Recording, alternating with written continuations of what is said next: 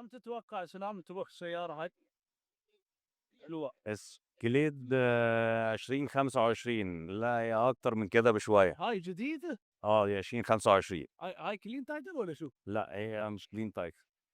ما عندكم كلين برضه تايتل لا؟ سالفج. لا على فكره عندنا كلين تايتل في كلين تايتل. عندنا بيبقى تشكيله هايله اصلا يعني فاهم. وعلى اوكي. فكره كمان بالنسبه لان في ناس كتير بتحب تسالني ان احنا شغالين في الموديلات الجديده بس فاهم.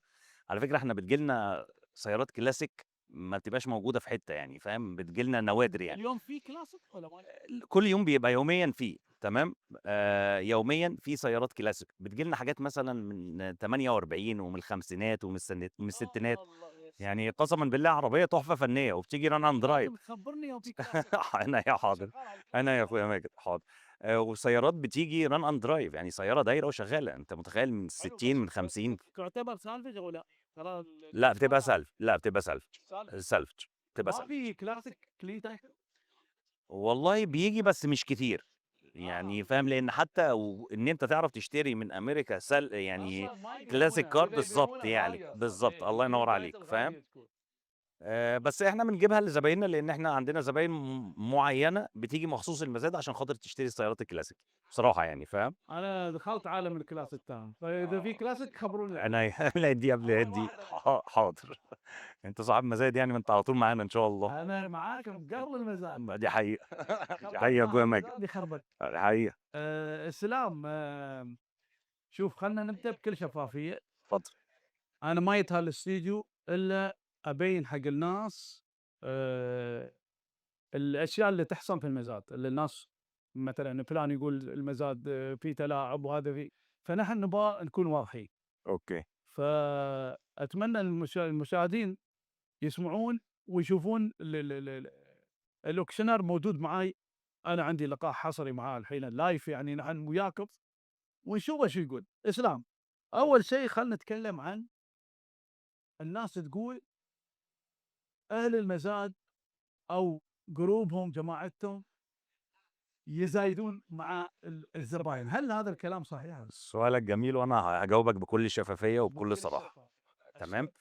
و وأقسم لك يمين أنا أتحاسب عليه، أنا أسأل عليه أمام رب العالمين، إن إحنا ما انت عندناش الكلام دوّة، كاوكشنر ما عندك هالشيء، ما عنديش الكلام دوّة، يعني ما صدّقني تشوف حق وعمري ما هابقى موجود في مكان فيه النظام دوّة، ما تقبلها كذا. لأ أنا ما اقبلهاش. بُص شغلانتنا دي يمكن حساسة شوية، فأنت بتشتغل بما يرضي الله، تمام، فأنت مش هتقبل وضع زي دوّة، فأكيد طالما أنت أمين هتلاقي نفسك موجود في مكان أمين، فاهم؟ صح. لأن المكان اللي إحنا فيه أصلًا هو أمين، هو يعني يمنع الكلام ده تمامًا، شوف فاهم؟ صاحب يعني ما المزاد. يوافقش بيه أصلًا حتى عفوا شوف كفكرة صاحب قسمًا بالله. المكان انا ما اجامل، لا اجامل المتابعين والمشاهدين ولا شيء. انا عارفه شخصيه، عارف. وانا كنت اشتري من عنده، وقلت هالكلام للي قبلك. قلت لهم اني انا اشتري من عندك قبل لا يفتح المزاد، تمام، وكنت اشتري من عنده سيارات غاليه. قلت تمام. له من برا، بس كنت ارتاح اشتري من عنده لانه هو فعلا يعني ريال امين وما يقصر، اذا في لا، اخطاء لأ، ولا شيء ما لأ، يقصر وياك. لأ، لأ، لأ، ف تمامًا بصراحة. يعني هذا الشيء مش موجود. لا، لا، نهائي خالص والله، خالص، ولا حد يقدر يخش يزايد عشان يعلّي سيارة من تبع كلام بشكل المزاد. عام عن هذا الموضوع نبغى نعرفه احنا يعني. هي هاقول لحضرتك برضه بيبقى في برضه يعني إيه، في ناس ما عندهاش الوعي الكامل بالنسبة للمزاد، تمام، فsay مثلًا هو دخل شاف عربية، تمام، تمام. وشاف قدّام عينه العربية دي اتباعت، تمام، اتباعت وجه عليها green light ممتاز واتباعت، حلو راح. جه بعديها بأسبوعين والّا حاجة لقى نفس العربية، هي في المزاد، فاهم، فأول حاجة بتيجي في دماغه لأ كده أنت في حاجة غلط، أنتم العربية دي اتباعت قدّامي من يعني أسبوعين. التاجر عرضها عنكم مرة ثانية هو ولا شو ممكن اللي ما حصل؟ يكونش التاجر، ممكن تكون العربية بتاعتنا وإحنا بِعناها already، تمام، اوكي. وجا الزبون اللي اشترى العربية بعد ما دفع مثلًا العربون ال20% ما سدّدش باقي قيمة السيارة، حصل فاهم؟ خلاف يعني. مش حصل خلاف، حصلت له ظروف مثلًا وارد بتحصل جدًا، اوكي. في تحويلات، في ما أعرفش تمام يلِم تمام. تمن العربية، ما قدر يشتري فما بالضبط، قدر يكمل. فبييجي يقول لأ يا جماعة أنا هاكنسل السيارة، فطيب كنسل السيارة معنى كده إن السيارة هتخش تاني المزاد، طبعًا من دي فترة السماح اللي إحنا متفقين عليها، تمام، هو تمام؟ 5 ايام او 6 ايام تقريبا. والله إحنا ساعات بندّي لغاية 15 يوم، والله طيبين فاهم، الزباين وساعات زين. أكتر كمان يعني، تمام، وبعد كده السيارة هو ما أخدهاش، فبنضطر تاني ننزّلها المزاد، تمام، دي نقطة حلوة جدًا في مزاد القرية بصراحة يعني. بس هو شو الحين هو شو ترجعوا له مبلغ ولا والله هو دي بيبقى في عقد مكتوب أساسًا، دي بيقعد فيها مع الناس المختصة أو الإدارة، المهم تحلونها إدارة مبيعكم، البيع، بالضبط. تحلونها مبيعكم بعدين تبيعون السيارة أنتم. بالضبط، يعني هو بيتم الترتيب ما بينهم أصلًا، وفي حلو. النهاية بينزّلوا السيارة تاني المزاد، فبالتالي اللي بيشوفها بيقول لك لأ، السيارة دي already اتباعت، فاهم، إزاي جات تاني؟ فمعنى كده إن أنتم زايدتوا عليها، فطبعًا الكلام لأ، مش صح مش يعني، موجود هذا وصدّقني الكلام. خُد كلامي ثقة، لأ، الكلام ده مش موجود تمامًا يعني. يعجبني. انزين، هل التاجر يقدر يعرض السيارة مرة ثانية في المزاد ويحصل هالكلام إنه والله رجعوها مرة ثانية ولا أنتم ما تعرفون المجال لأ، بعد المجال؟ لا، يقدر يرجّع يعني بعد ما يشتري سيارة يقدر يحطها تاني في المزاد، إذا يعني الناس بعد تقول والله هذه هم ودي أصحاب برضه المزاد، هذا بالضبط، التاجر نفسه رد عرضه لأنه شاف طلب عليه في الله ينور البداية، عليك، الله ينور عليك. ورد قال أنا بستفيد بدون ما أصلحها وأعرضها في السوق. بالضبط، في ناس دي وظيفتها أو دي شغلها يعني، ربنا يوفق الجميع في يعني. تجار في بعد تجار ثانية شغلتهم كده، هو بياخد العربية وينزّلها سمعتوا تاني. يا جماعة ترى الموتر يوم يرجع يدخل المزاد اللي بعده يعني بعده بيومين مثلا يدخل مزاد مرة ثانية أو هو يقدر يختار ينزل بعده بأسبوع على كيفه هو خطة التاجر. بالضبط، هذا يا جماعة ترى مو بأهل المزاد مو بهم لا هذا التاجر باع تكتيكه بالتجارة بالضبط. اشترى من المزاد وشاف في وقت المزايدة شاف سعرها حلو وإن هي سعرها حلو لقطة. وناس عليها وايد بالضبط. ورد دخل المزاد مرة ثانية يستفيد. من حَكَم في ماله فما ظلم، هو بقت ماله، ممتاز حلو. زي ما في ناس مختصة إن هي تاخد السيارات وتصلّحها وتنضّفها وترجع تعرضها تاني، طريق فاهم، بالضبط، في ناس بتيجي عايزة تشتري عربية جاهزة، يعني ما عندهاش خبرة في التصليح، ما عندهاش وقت إن هي تصلّح، فبالتالي بيدوّر على عربية جاهزة، ممتاز كل واحد عندنا وطريقته مثل بالضبط ما يعني، قلنا. بالضبط. زين اسلام اتفضل. هذه النقطة ابغاك توضحها لان اكثر الشباب ما يعرفونه صراحة. أوكي. نظام الاضاءة الخضراء في تلاعب فيه في الاسعار لأ خالص. هذا ما له لا، دخل انا لأ، وياك انا أنا كخبرة باكلمك المزاد اي احضر انا ما اشوف فيه تلاعب لأ، هذا والله باكلمك بكل شفافية التاجر وكل على مصداقية. مزاجه والله وصل له هذا يبي 2000 زيادة يبي ثلاثة يعطي له بروف او انتم او التاجر نفسه. يعني مثلًا هاقول لحضرتك على حاجة، مثلًا السيارة دخلت الgreen light بتاعها 30 حلو تمام؟ تمام. وصلت ال30 الgreen light بينوّر، بغض النظر في كام مزايد، في 1 في 2 في 3 راكبين السيارة وممكن يزايدوا عليها، اوكي فالسعر already بعد ال30 ممكن يوصل 35 خلاص ممكن الحين يوصل ابروف عليه 40 عليها فاهم؟ بروف. ده خلاص إحنا ادينا الapprove وارتضينا بال30 أنت فاهم قصدي؟ ما فيش أي تلاعب فيه. والشغل بين اللي ينافسون الحين اللي يبون الله ينور السيارة عليك، انت بالضبط، برا بالضبط، ما في تلاعب في بالضبط، لأ خلاص أنت اديت سعرك ونوّرت وقبلت بالبيع فاهم؟ واضح. ممكن ما هو رزق من عند ربنا ممكن توصل 50 ممكن توصل طبعا 60 طبعا فاهم؟ ونعم بالله طبعا. أه تبيعون فقط سيارات حديثة او فاخرة ولا كل الانواع؟ بُص حضرتك زين هو إحنا بنشتغل في كل الموديلات وكل الأشكال، لإن يعني عامةً زباين القرية هي تشكيلة من مختلف دول فاهم؟ فكل واحد ليه طلبه، فبيحاولوا على قد ما يقدروا يوفّروا كل طلبات الناس ديّة، أنت فاهم قصدي؟ في فارغة ناس هاوية القديم، في ناس بتشتري جديد فاهم؟ فهو بيحاول على قد ما يقدر إن هو يعمل مزاد متكامل لكل الفئات. لكل الفئات فاهم؟ بحيث أنت جاي إن شاء الله تلاقي طلبك. انت فبيحاولوا على قد ما كاوكشنر يقدروا. وعندك الاكشن في المزاد والناس يوم تزايد الاسعار انت هل تشوف الاسعار اسعاركم مناسبة حلوة؟ يعني في السيارات رخيصة تروح والله بُص، في سيارات رخيصة كتير بتروح، وفي حسب سيارات الناس الموجودة بعد ها؟ بتروح بالخسارة أصلًا كمان، قسمًا بالله أنا باكلمك بمنتهى الأمانة، يعني أنا من جوّه المطبخ قدامكم كمان انا تمام؟ لايف وهذا لوكشنر وياي هذا الرجال امين جدا يعني راح لا، لأ، نشتري من عنده والله في سيارات بتروح بالخسارة فاهم؟ لان انتم محسوب عليكم مكان وانتم تبون تبيعون يعني بالضبط، من بين 400 سياره تخسرون في 10 سيارات عادي الله كل ينور سياره عليك، تخسر عليها 2000 3 يعني ما بالضبط، تعوضون على غيرها. الله ينور، هي دي الفكرة. والله المزاد جميل يا ريتني داخل في جميل القاعه. ليك أنت السيارات ليش تنباع اكثر من مره؟ برضه هي يعني يمكن قريبة من نفس السبب اللي أنا نفس قُلته الموضوع، لحضرتك، نفس الموضوع. بيحصل كنسلة، بيحصل ظروف ما قدرش يسِد تَمَن السيارة، فبالتالي بتخش السيارة تاني فاهم، إنما إحنا كتلاعب سواء بالنسبة للأونلاين، يعني حتى في ناس بتتخيل إن إحنا بنزايد أونلاين تمام، قسمًا بالله الكلام ده ما بيحصلش في تمامًا، الأونلاين حلو إن ذكّرتني، في الأونلاين أيضًا ما فيها ما في تمامًا، أهل تمامًا، القرية مثل ما لا، يقولون. لا خالص، هذا يقولوا لي الشباب. أنا طبعًا أنا بصراحة أنا ما أرضى على مزاد القرية، بكل أمانة يعني. فأنا دايمًا أقول حق الشباب هذا الشيء مش موجود. خالص تمامًا، يحصل في المزاد أكشن وأنت تحس إن ناس قاعدة تزايد بالضبط، من الله أهل ينور عليك، المكان، الله هذا ينور، الكلام مش موجود. لأ مش في موجود، تجار ينافسون بعض، كتير، فهني أنت كتير، تحس إنه من بالضبط، عندهم. بالضبط، يعني وبعدين الحين أنت صاحب، أنت كشركة القرية للمزادات، أنت عامل هذا تبغي تبيع، تبغي تشتغل، أكيد طبعًا. وين أنت تدخّل هالأشياء في بعض وقبل ده وتلخبط كله قبل الأمور؟ ده كله أنت بنيت اسم ولازم تحافظ عليه، طبعًا. هتضيّع اسمك عشان خاطر عربية والّا أي عربيتين؟ والله صح كلام كلامك، مش صح. logic كلام مش مقنع. كيف وضع الزباين عندك داخل؟ والله بُص، هو وضع الزباين يعني راضين الأغلبية عليك أهم شيء؟ ليه؟ راضين عليك؟ الحمد لله بس عمر ما الناس يحبونك أنت، يعني يحبونك. الحمد لله بفضل الله طبعًا، بس طبعًا عمر ما الناس كلها هتتفق عليك، خلّينا متفقين لازم، على لازم. كده. أنا ما يتفقون علي بعد بالضبط، لازم. بالضبط، بالضبط. بس يعني أنا في المهنة دي باحب وأقدّر كويس أوي الإنسان الفهمان، اللي هو عارف داخل يشتري إيه. هذا يريحك. أوي، هذا أوي يريحك. بصراحة يعني أنا باعزّه ما بصراحة يعني. يعوّر ما يعوّر لأ راسك ها؟ خالص يعني مثلًا سيارة داخلة على 18,500 هو عارف الgreen light بتاعها على 50 هو عامل حسبته وعارف كل حاجة خلاص هذا وحافظ فاهم، فاهم القصة الdata بتاعة كلها. العربية كلّها، فبييجي على طول يقوم جاي داخل يقول لك 48 هو بيجرّب، هو عارف ال50 green light إيه تمام، بالضبط. بس عادي ممكن بُص والله قسمًا بالله ساعات ممكن تنوّر 48 فاهم، تكون يحصل حاسبها ها؟ بالملي فاهم، يا فلذا سلام! ده بيريّحك. زين. آآ هاي المشكلة حاصلة مع الجميع ترى. أنا يعني ك في في الميديا ومتخصص سيارات، الناس كلها تسألني، أنا بالذات يوم أجي أصور إعلانات مثلًا حق المزاد، مش بس أنتم أي مكان. إمم، الحين يقول لك أنا أسير المزاد، السيارة مثلًا الgreen light مالها خلنا نقول 40,000، أوكي. وصلت السيارة 25,000.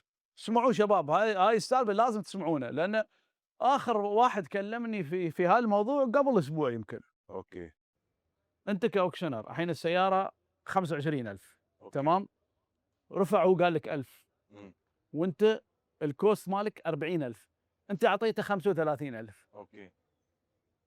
ليش أنت، هل هذا العميل طبعًا بييجي عندك بيقول لك أنا قلت لك 1000 أنت ليش أعطيته 35؟ اشرح لي هذا الأكشن هني، السبب هذا ليش أنت رفعت بُص، ل35؟ هو الأكشن دوّة عامةً لإن هو ممكن ما أكونش أنا أخدت منّه، أنت بيبقى قاعد قدّامك أنت قلت مئات من الناس، أنت حلو، فاهم قصدي؟ حلو، حلو. فممكن وهو اسمعوا شباب، بيزايد في نفس الوقت في حد تاني بيزايد وحاط لك ال35 وأنت ما فاهم؟ تبغي تعور راسك، تبغي تقول لهم إن هذه بالضبط، سيارة ترى بالضبط، هذا كوسته، بالضبط. واللي عمل لك 1000 مو بشرط إذا كلهم سكتوا السيارة مثلًا. still red light السيارة إيه لسه ما نوّرتش green light حلو. وأنا كexperience بابقى عارف إن السيارة دي بعد ال40 بس اللي عمل لك احتمال تنوّر. اللي عمل لك ال1000 مو بشرط ياخذ السيارة، لأنه هو ما عمل لك.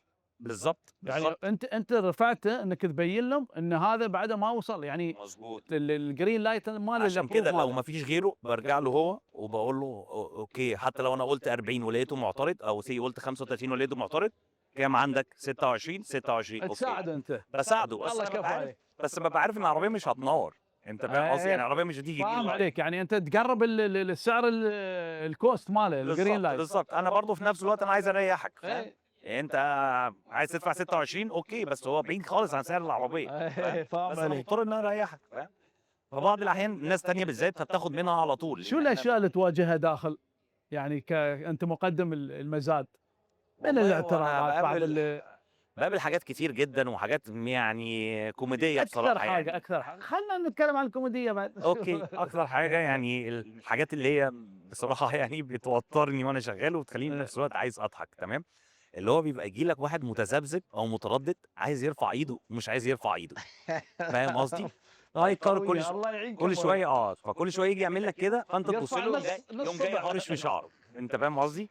كل شوية ييجي يعني يفكر يرفع إيده كده شوية وبعد كده يرجع تاني يقوم جاي هارش في ما شعره. يصير يا جماعة شو زي ده يسوون فيها الريال. فاللي زي ده بصراحة بيتعبني الريال بقى يعني اوكشنر فاهم؟ يعني بروفيشنال، تسوي له شي الله اولك يخليك. تحط شعرك شوف والله لك والله ده بيحصل فعلًا يعني فاهم؟ ممكن ييجي لك حد تاني برضه مش فاهم، فأنت بتحاول تفهّمه، يعني السيارة بتبقى red light فهي say بادية مثلًا 22,000 تمام. عشان تنوّر مثلًا لازم توصل في رينج ال45 50 مثلًا في الرينج ده حسب برضه نوع العربية وبتاع، اوكي. فتلاقيه جاي يقول لك 1000 درهم، فأنا أوكي أخدت منك 1000 درهم، فما فيش آجي أقفل العربية ولا يرجع تاني ولا يقول لك 1000 ولا درهم. هالشيء في السعر يعني ما بالضبط، سويت شيء. بالضبط. أنا لو فضلت قعدت بالأسلوب دوّة آخُد 1000 درهم، هنوصل في الآخر العربية مش هتنوّر، وهاكون ضيّعت مثلًا بتاع 10 الوقت دقايق في يروح السيارة. بعدين، انت عندك بالضبط. سيارات ورا تبغى وفي ناس تخلصها. قاعدة منتظرة، يعني في ناس قاعدة منتظرة أرقام عربيات الواحد لسه ورا ينتظر فاهم؟ رقم عربيته بالضبط، إيه. فاللي أنا دايمًا باقوله للناس ديّة يعني حُط السعر في دماغك وشيّك على سعر السيارة، وحُط السعر المناسب للسيارة، بحيث أول ما الأوكشنير يبتدي يشتغل قُل له سعرك، والله يوافقوا ونوّروا green light أهلًا فكرة وسهلًا، حلوة، فكرة ما حلوة وافقوش والله. خلاص أوكي، فاهم؟ والله تساعدهم انتم، فكرة حلوة بعد أنا ما والله تقطع. أنا باحاول أساعدهم يعني فاهم، بس في ناس بترجع تقول لك طَب أنتم ليه حاطينها red light طَب ما تحطوها على طول green light فاهم؟ هذا مسائل ترى فيه، بالضبط، المسائل ترى فهو في في الأول وفي ريد لايت الآخر في جرين لايت ترى عندكم. وأنت جاي عشان تحصّل فرصة فاهم، فإحنا بندّيك الفرصة، إحنا بنحاول برضه نوفّر لك فرصة فاهم، بس مش لدرجة إن يعني تبقى العربية مثلًا 50,000 وأنت تيجي تقول لي لأ 20 فاهم، أنت كده ما شيّكتش على اقول حاجة اخذها خالص. ببلاش بعد. بالضبط، أنت كده جاي يعني قاعد مستني بقى خلنا فاهم، نشوف الشاشة هني، اتفضل. خلنا نشوف الديفندر نتابع ولا على شو نحن الحين على التاندرا التاندرا 2025 اللي هي 1794 edition 110. وصلت 110 الحمد لله. انزين هاي ب 270 4000 ميل ماشية. آه، 120. وصلت 120 انتم سويتوا حاجة حلوة هني، بالضبط. القيمة market price السوقية بالضبط، تساعدون العميل. بالضبط، بالضبط، شو باحاول الابديت أوضّح اللي له شوية. سويتوه هني؟ وسوينا برضه اللي هو reserve price يعني السيارة مثلًا لو red light هتنوّر مثلًا green light يكتب لك مثلًا يعني زي say 120 approve السيارة مثلًا وصلت 100 نفس 105 الموضوع اللي تكلمنا عنه. بالضبط، حلو. يكتب لك مثلًا 120 110 مثلًا green light ممتاز فاهم؟ عشان يريح دماغه بالضبط، وياه لسه. بالضبط، بالضبط. إحنا بنحاول برضه نختصر الوقت عشان نلحق يعني تخلصون نخلّص السيارات. كمية السيارات ونحاول على قد ما نقدر نرضي زبون القرية. الحين هاي القيمة السوقية 270، يعني أنت تقول حق أوكي. العميل مثلًا هاي سعرها في السوق 270 تقريبي طبعًا، مضبوط، العميل عاد هو على مزاجه، أنت تساعده تحط له هذا بالضبط، السعر. بالضبط. زين وفي شيء فوق بعد أظني تبينون للناس إذا هل في حد قاعد يزايد أونلاين أو لا؟ أكيد طبعًا. وين يطلع في الشاشة؟ بيطلع هنا أهوّة، يعني كل دوّة الحين الأرقام في حد السودا دي أونلاين لأ، الأونلاين بييجي لونه أحمر، دي كده on site يعني كده داخل داخل في الصالة، القاعة. داخل القاعة، وصلت 120 الأونلاين بيطلع بالاسم بس والله نفسه بيبقى لونه أحمر. حلوة التندرة جميلة والله حلوة. والله بتيجي لنا شوية عربيات فعلًا يعني زيرو بمعنى الكلمة، يعني يا سيارة تقعد توصلها كده يعني أنت والله مستحرم فيها ريحة الحسا وكالة. قسمًا اي بالله والله. تبقى ماشية 100 ميل و200 ميل وحاجات كده هاي فاهم؟ طالعة من باب الوكالة ومدعومة دي على طول. حقيقة، دي حقيقة والله تحزنك يعني فاهم؟ هاي الانفينيتي بعد جديدة الحين بالضبط. سيارات حديثة تدخل 24 و25. آه. إحنا بنقول لحضرتك يعني إحنا برضه مختصين الرام بالluxury car الرام ب 38500 start price 2025. start price بس نركز نشوف عشان نكون واضحين، هل فور ويل او لا؟ لازم تقرا والأفضل إن أنت لمّا يعني الناس اللي فاهمينها بتعمل كده، بياخد رقم الشاسي بيطلّع لا الdetail حتى بتاعة عندك في السيارة. الشاشة اصلا موجود. هو طبعًا هنا هذا عشان الدرايف. المصداقية بيحط لك كل حاجة، يعني عشان مصداقية المزاد بيحط لك كل تفاصيل السيارة، وانت بعد فاهم؟ تقدر تدخل وانت جالس تقدر تخش وتشيّك على موبايلك معاك السيارة بالضبط. تشيك على كل شيء، هل فيها حوادث سابقة هل. وأنا بالنسبة لي الأحسن إن أنت يعني أنت بتشيّك على أرض الواقع، يعني ما فيهاش طبعا مشكلة لمّا طبعا تيجي المزاد طبعا وتشوف السيارة بنفسك قبل المزاد طبعا تمام، ما وتفحصها تستعجل كويس يعني. بالضبط، يعني فاهم، أنا دايمًا بانصح النصيحة دي، تعالَ وافحص وخُد وقتك وشوف السيارة من كل الجهات، وبعد كده ابتدي زايد عليها، عشان تبقى أنت مقتنع وأنت بتزايد، وحاطط السعر المناسب للسيارة. بسألك سؤال زين اتفضل. محيرني انا الحين هالسؤال، لا انت ما فيش حاجة كاوكشنر هتتغير. اذا بغيت تزايد في سيارة حلوة انت شو تسوي الحين؟ بالنسبة لي أنا، ايه كيف لأ، تزايد؟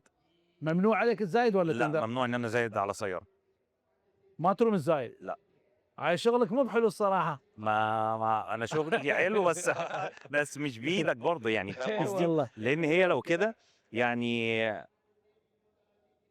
برضه هقول لحضرتك نقطه مهمه. انا جيت عجبتني سياره في المزاد اوكي. وقلت انا عايز السياره دي هاخدها، تمام. ما ينفعش ان انت تاخدها حتى من بره المزاد، ولا اي حد يعرف ياخد سياره من بره المزاد. يا يعني الله. مثلا لو تكلفه السياره عليك 120,000، تمام، وجيت انت قلت له انا هاخدها منك ب 150,000، فاهم؟ تمام.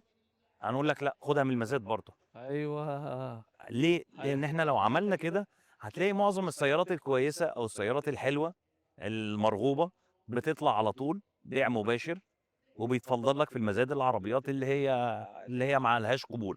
انما لما تبقى حاصر الموضوع كله ان اي سياره مش هينفع تاخدها من بره المزاد، لازم هتاخدها من جوه المزاد، فخلاص انت جاي وعارف ان دي فرصتك، حلو. فاهم؟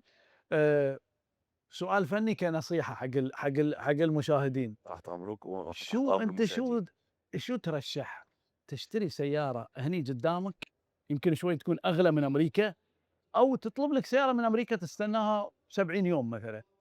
والله بص، انا هديك نصيحه اخويا مي. انا كاسلام، لا، انا اشتري من المزاد احسن.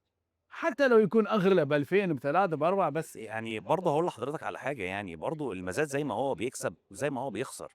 يعني انت متخيل ان انت بتشتري على الصور، انت ما بتفحصش السياره هناك. ترى هذا فانت مثلا هذا المكسب، ان انت بالظبط بتشتري قدام عينك. بالظبط فانت ساعات بتشتري عربيه من على الصور بتجي لك هنا، انت مشتريها المفروض ان هي دايره ران اند درايف ماشيه، و... وشاسيه انت شايفه من الحادثه ما فيهوش اي حاجه. تيجي هنا تكتشف تفتح الشاسيه الكونتينر عامل كده تتفاجئ تشوف بالظبط. والله سياره بيحصل طالعه. بيحصل تيجي تدور الماكينه تسمع صوت تك تك تك، الماكينه بترزع اصلا، فاهم؟ فحتى العربيه دي مش هتجيب ربع ثمنها، وفي نص النهايه ثمنها. انا اقول عقب يشتري من هني هو يمكن يطلع لي ارخص بعد، مش والله شرط لا، يطلع. والله انا من الناس فعلا اصدقائي يعني وبيشتروا من امريكا، بيقول لك لا انا بطلت اشتري من امريكا، انا اشتري من هنا ارخص. بس في يعني ناس انا مشتري تشتري من ماشيه المزاد هنا معاهم، بلاقي عندي في فرصه ناس احسن. تشتري ماشيه معاهم، بس بعد في ناس خسرت وايد. اكيد. انا عندي واحد من الشباب كنت اقول له روح خذ احسن قدام عينك لا تطلب. دي حقيقه. طلب سياره مرسيدس كونفرتبل، في الصوره حادثه بسيط في الخلف، اه والله وصلت السياره منتهيه واصله يمكن لين النص، لين المقاعد الاماميه، انا مصدق. ومصلحه تصليح اي كلام هناك، دي حقيقه. وطاحت بتحصل فيه كتير جدا وفي كل المزادات على وتبهدل فكره. تبهدل والله خسر. وبتحصل كتير في كل فانا المزادات. ارشح صراحه، انا اقول ياخذونه هني قدام عينهم احسن، واللي ترى يبغى يغامر ياخذ بالصور خليه ياخذ. ترى دي حقيقه اصل انت جاي تشتري عربيه ولا هذا سوق، عربيتين. يعني في حد يحب هاي الطريقه، في حد يحب هاي بالظبط الطريقه. بالظبط بس انا انصح يعني لو حابب تشتري، لا، اشتري من مزاد احسن، على الاقل هتعين العربيه قدام عينك. طبعا دي النصيحه بتشوفه يعني، فاهم؟ وبتشغله وبتشوف بالظبط مثلا الليتات اللي في الداشبورد، شو اي بي اس كل والا حاجه. تشيك انجن لا، والا. العربيه قدامك على الواقع، اكيد مش اكيد تشتريش طبعا. من على صور. عطنا نصيحه حلوه حق الشباب اللي يجون يزايدون. نصيحتي اليوم اقول لهم شيكوا على السيارات كويس، تمام. كلمهم هناك عند الكاميرا، خلينا ننصحهم انا وانت. طيب اقول لكم يعني حتى اللي حابب ان هو يعمل بيزنس او حتى ان هو ياخدها كتجاره، انا دايما بنصح الناس بيها وبقول لهم توكلوا على الله بالتوفيق، تمام. بس في شغلات لازم تكون واخد بالك منها. اول حاجه ان انت يكون عندك وعي كامل بالموضوع من اوله لاخره، والله تمام. تعجبني هذا الريال صادق والله، اللي ما يعرف حق المزاد لا ما تجيش. بس او يجي مع حد خبير، فاهم. حد من حد اصحابه جاي فاهم، هو عارف عايز يسمع يشتري ايه. النصايح. لان تمام. انت بتيجي انت جاي على عربيه معينه، فمجرد ما بتخش المزاد انت من مئات السيارات اللي انت بتشوفها، فنظرتك بتختلف. انت فاهم قصدي؟ ممكن تخش على عربيه انت ولا عارف هل العربيه دي مثلا سعرها ايه في السوق، ولا عارف توافر قطع غيارها، هل في ولا طلب عليه او ما في طلب طلب عليها عليه؟ سعرها السوقي كام، انت مش عارف، بس هي العربيه عجبتك، فاهم؟ فتخش تشتريها، بعد كده تقابلك المشاكل، فاهم؟ قطع الغيار قطع غيار غاليه، غاليه، مش قطع موجوده. بالظبط، فاهم؟ فكل الحاجات دي لا، هي عايزه حسبه، تمام، عايزه تمام. ان انت يبقى عندك صبر وعندك قناعه ان انت مش هتاخد غير نصيبك. يعني تاكد من كده، عشان في ناس بتزعل تيجي تفضل تلف وتيجي تخش القاعه وداخل على السياره اللي هو مستنيها، ويطلع واحد يزايد عليه مثلا، يفضل يزايدوا على بعض وفي الاخر ما ياخدهاش. فدايما انا بقول له حتى في المايك لعله الخير، فاهم انت؟ صح. بالضبط، يمكن يعني ما خير، تزعلش، هو مش نصيبك، مش يمكن تيجي رزقك. المرة الجاية تحصل بالضبط، سيارة أحسن بالضبط. وأرخص تستفيد منها. تلاقيني دايمًا باقول له إيه خيرها في غيرها، السوق يعني مفتوح، السوق مفتوح والعربيات كتيرة، فاهم؟ الخيارات في ناس موجودة. بتتأثّر بالموضوع ده، بتزعل إن هي ما خدتش السيارة ويكره الإنسان اللي هو اشتراها، اللي هو زايد عليه، أنا فاهم؟ زعلان شوية الحين. يبقى تحس إن هو بقى عدو خلاص يعني، فاهم أنت؟ اللي هو يشوفه في أي وقت تاني بيزيد على العربية لازم يزايد عليه. شوف الديفندر، أنا الحين إذا مش في الاستديو باكون إمم. داخل أزايد على الديفندر يالّا بينا. لكن نعمل إيه، يالّا الله كريم، العربيات المرة كتير الجاية إن والخير شاء الله. كتير الحمد لله بإذن الله بس أنا يوم أجي ترى أحب أجي يوم الجمعة، لأن تجيبون سيارات حلوة يوم الجمعة. والله هو طول الأسبوع بيبقى في سيارات حلوة، بس هو فيها يوم الجمعة عشان يعني بيبقى لا تحدد يوم، بالضبط، يعني تعال كل يوم بيبقى بس لا تترك هاليوم، بالضبط، هاليوم لا بالضبط، تتركه. بالضبط. يعني أنا أنصح ناس كتير لو أنت ما وراكش حاجة أصلًا وبدل ما أنت قاعد في البيت، لأ روح اقعد في المزاد، هتتسلى إي وهتاخد فكرة والله صح وهتاخد خبرة، كلامك صح. فاهم؟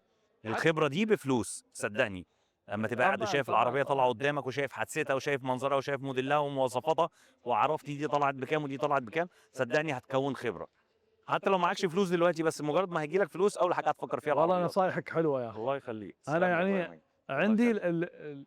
الكفاية، لكن بعد أقول إني أنا في أشياء ناقصة عندي، لازم أجلس وياك جلسة على ثانية. راسي من فوق. إنزين خلّنا نتكلم عن موضوع بعد. آآ نتكلم عن موضوع وايد مهم، اتفضل. عن الناس اللي تقول الحين مثلًا سيارة تدخل المزاد أنتم مصلحينها شوي وموقفين على رجليها مثل ما تقول، أوكي، كانت فيها ضربة في التاير أوكي، وأنتم ركبتوا شوي مثلًا الشيالات والجنبين والأمور أوكي. هذي عشان توقفونها إن تسهلون الحركة بالضبط، حق العرض داخل، إن دي السيارة حقيقة، تمشي تنعرض، مضبوط، حتى أحيانًا يكون التاير مثلًا بالضبط. منحني بس أنتم تبون تمشونه.